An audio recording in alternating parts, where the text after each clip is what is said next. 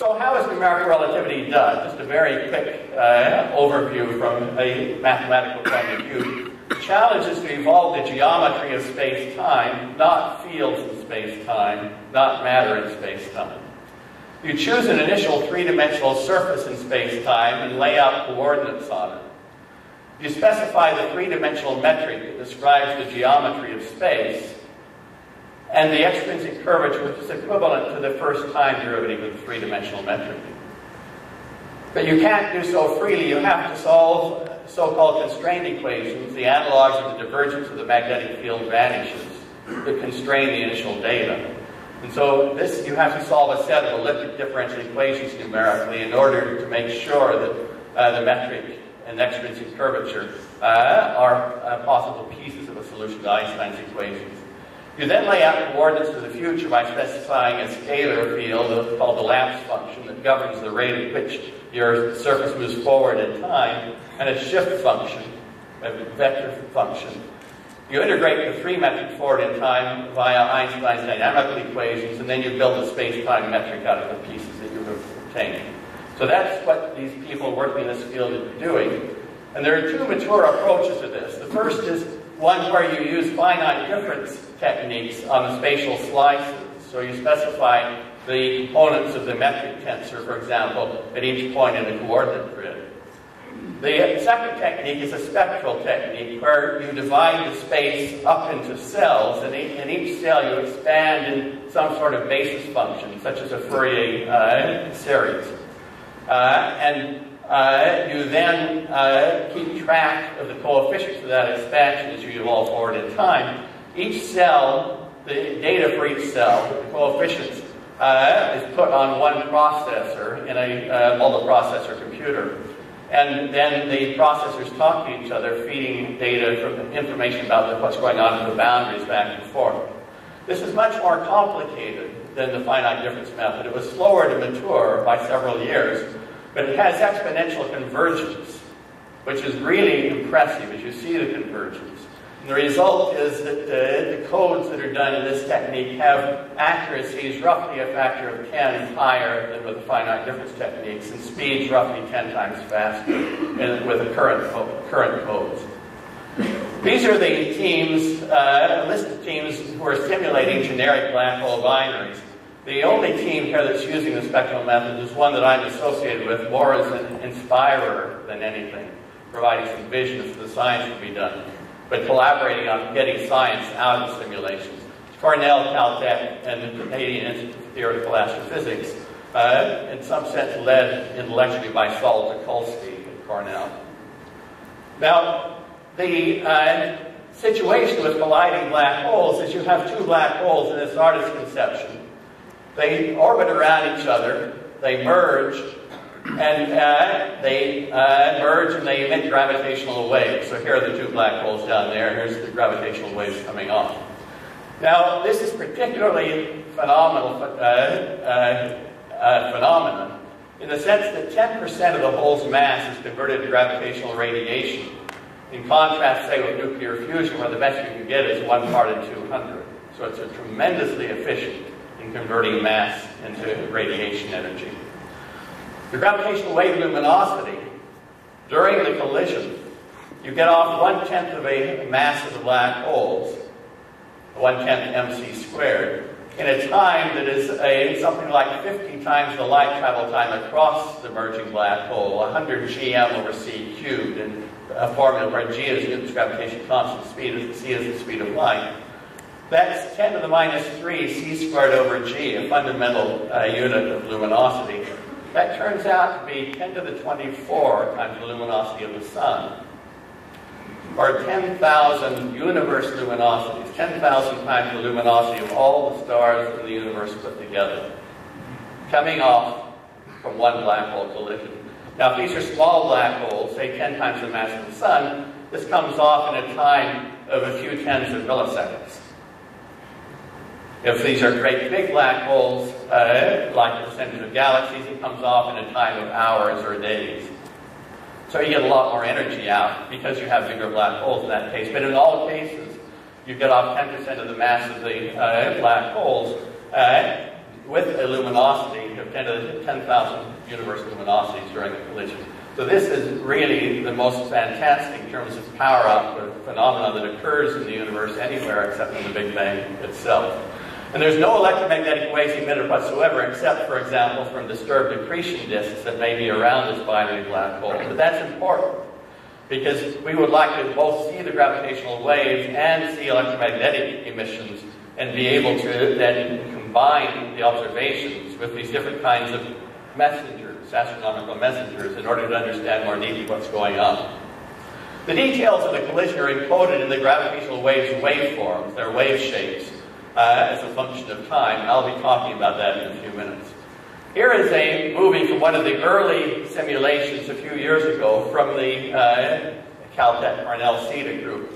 You see up at the top a black hole, black against the dark blue sky. The other black hole is off the screen here. You see the warping of space and time down here as you would see it looking in from a higher dimension in order to see the warped space. The color-coded slowing of time, the arrows showing space or inertial frames dragged into motion. At the bottom you see this very simple gravitational waveform. It's simple because these are identical black holes and they're non-spinning and they're in a circular orbit. Simplest situation you could possibly have. Now I'll set this going. Now this simulation gets a little boring after a while. Here's where we are in the waveform. Here's where we are seen up above, looking in. And so we're going to jump over to here just to avoid the boring part. And now we're going to watch the black holes collide and merge. We'll pause the movie when they merge so you can admire the merger. And then we will watch the black holes begin to, the merged black hole begin to vibrate and settle down into its final state. Now, this is as wonderful as a movie like this may be, it is very ineffective in capturing what's going on in warped space-time. The reason is because the space-time curvature, the so-called Riemann curvature tensor, which describes the curvature of space-time, is an extremely rich thing. And this captures only a tiny fraction of the richness. And so we need some other way to be able to visualize what's going on in these collisions. Now that we have simulations that are successful, we need to be able to visualize the results of the simulations and capture the rest of the richness in the Riemann curvature tensor. So this is something that I embarked on after I retired. This is my continued research. I'm now operating like a postdoc. I'm collaborating with this set of people, all a half or a third my age, but in a postdoc mode where somebody else has all of the responsibility for them, and I can just enjoy working with these really brilliant young people. We have a collaboration on this issue of visualizing the curved space-time of people at Cornell, Jeffrey Lovelace and Rob Owen, a group at Caltech led by Yan-Bei Chen, who has succeeded me as the professor that leads the Untitled research group, and John Drew Brink in South Africa. We meet every week via video conference for an hour or more to discuss our progress and then have other kinds of links in between. So I'm here, this is off the video conference screenings, and I'm here sitting at home rather than having gone into Caltech. And so what have we developed in terms of new ways to visualize space-time curvature in order to take advantage of these simulations? Well, the first thing is that we have come to understand that the whirling of space around a spinning black hole is a little different than we thought about it previously. If I take a person and hang her just above the horizon of the black hole, or she may be falling in, and if she has a gyroscope at her feet and one at her head, the gyroscope at her feet is dragged into precession by the whirling space around the black hole with a larger angular velocity than the gyroscope at her head, because her feet are closer to the black hole. So it's a differential frame drag. And so looking down from her head, using her head's inertial frame of reference, she sees her feet twisting around in a counterclockwise direction. If you think about it, if her feet look up at her feet see her head twisting in a counterclockwise direction. So what you really have sticking out of this black hole is a vortex of twisting space. Space is twisting in a counterclockwise way. When you think about what's going on in the south polar regions, it's the opposite direction of twist. It twists in a clockwise way. So we have a counterclockwise twisting vortex of space in the northern regions, clockwise in the southern regions. This is color-coded by the vorticity. The vorticity is defined to be the angular velocity of precession that her head sees her feet undergoing, divided by her height. That turns out to be a piece of the Riemann curvature tensor. I'm not going to go into the precise details. So we have a red counterclockwise twisting vortex out of the North Pole and a blue clockwise one out of the South Pole. A region of high vorticity, particularly strong differential precession of gyroscopes, we call a vortex. And so we have these two vortexes then, north and south polar vortexes. Now, what's going on in the warped space-time outside the black holes? And this tells us about what goes on right at the horizon. The answer is contained in this Riemann curvature tensor of general relativity. But in order to understand that, we need to split space-time into space plus time, as you do in electromagnetic theory. In electromagnetic theory, you begin with the electromagnetic field tensor, split it into space-time into space plus time, and when you do that split, you get out the electric field and the magnetic field. And those are the things we use to think about what's going on in E&M. We use electric field lines that are the integral curves, of course, of the electric field, and magnetic field lines, integral curves of the magnetic field. And if we know the density of electric field lines and their directions, and the density of magnetic field lines and their directions, that's everything, that's all the information in the electromagnetic field. And this is a powerful tool, as we all know. Most of us have taught E&M courses. We use this extensively to aid a visualization for our students. Well, what this team of 10 people working with me has found is that the Riemann curvature tensor, this part has been known for a long time. When you split space-time into space plus time, it splits into two pieces. These two pieces are symmetric trace-free tensors. So think of them as a symmetric matrix. Sum down the diagonals vanishes. The sum of the eigenvalues vanishes. Now, any matrix is uniquely characterized by its eigenvalues and eigenvectors, by three eigenvectors and the eigenvalue associated with each eigenvector. And so we can visualize this E field and that B field by looking at each of the three eigenvectors and looking at the same as in E&M at the integral curves of those eigenvectors. There are three of them, so we're going to have a network of three sets of integral curves for E and three for B. Now we need to have something to characterize the eigenvalues, and for that we use the color coding. We can't use density of field lines, it turns out. We use color coding.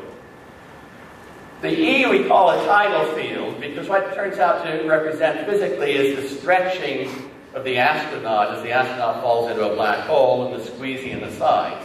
So it produces the tidal force. It also raises the tide on the Earth's ocean when this tidal field is produced by the moon. We call B the frame drag field. It's the thing that embodies this twisting of space, a differential dragging of inertial frames. And we will visualize in each case say for the magnetic part here, this you don't see it probably very well, but there are in the equatorial plane of a black hole, there are two sets of field lines. We call them vortex lines. These are the vortex lines along which the twisting occurs. And so I can best describe this by looking at a spinning black hole. This is a so-called Kerr black hole. The Kerr's solution to Einstein's equations that Roy Kerr discovered in the 1960s at the beginning of the Golden Age. And what you see is that sticking out of the north polar regions, there are red vortex lines. Out of the south polar regions, there are blue vortex lines. Let's take one of these blue vortex lines. I put my person along this blue vortex line, and this person is twisted like the green water out of a towel, in the sense of inertial frames are dragging their feet relative to head, twisted in the clockwise direction. So these vortex lines describe the twisting of space in the clockwise direction.